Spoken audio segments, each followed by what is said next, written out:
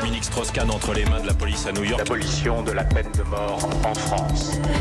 Aux Canaries, sur l'île de la Palma, le volcan Cumbre Vieja, j'espère que je le prononce bien, continue de cracher des rivières de lave. Cette éruption a commencé il y a un mois déjà. Elle pourrait se poursuivre encore des semaines, voire des mois, nous disent les vulcanologues. 6000 personnes ont été évacuées, des maisons ont été ensevelies et des avions se retrouvent cloués au sol. Bonjour Pauline Jacot. Bonjour à tous. Ouh là là, voilà, ça nous rappelle quelque chose, un épisode récent. Vous revenez, Pauline, ce matin sur le jour où a eu lieu l'éruption d'un certain volcan islandais.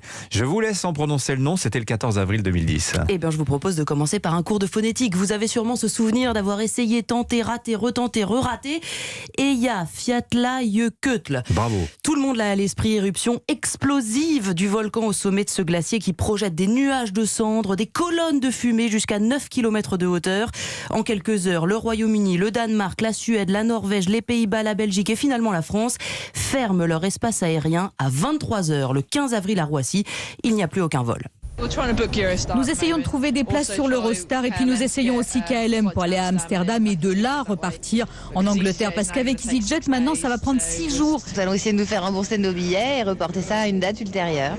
Moi j'ai dit que c'était un mauvais rêve et que j'allais me réveiller, mais non, écoutez, c'est bien la réalité. Silence dans le ciel européen, pagaille dans les aéroports, les gares, les agences de voyage, les compagnies aériennes sont dépassées. Plus les jours passent, plus la colère monte. 150 000 Français sont bloqués dans le monde, comme ici à Saint-Denis-de-la-Réunion.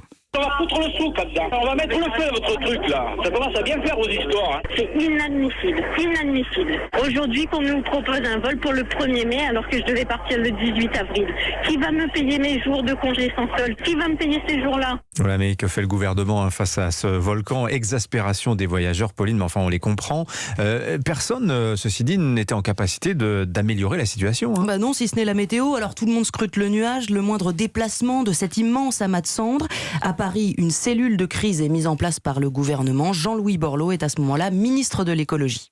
Jusqu'à nouvel ordre, personne ne sait arrêter l'éruption d'un volcan et notre capacité à faire changer les vents est assez réduite. Bon. Le retour à une normale, c'est un phénomène qui est lui-même évolutif. Donc vous êtes obligé de vous adapter en permanence à un phénomène évolutif.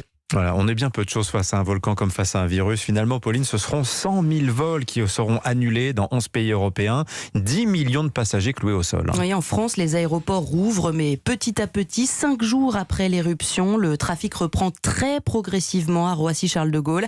Fabien Cazot est en direct de l'aéroport parisien. C'est un peu la loterie. Le vol d'Air France pour Nice, par exemple, prévu à 20h10, est annulé, alors que celui pour Marseille, qui devait décoller maintenant, est en train d'embarquer.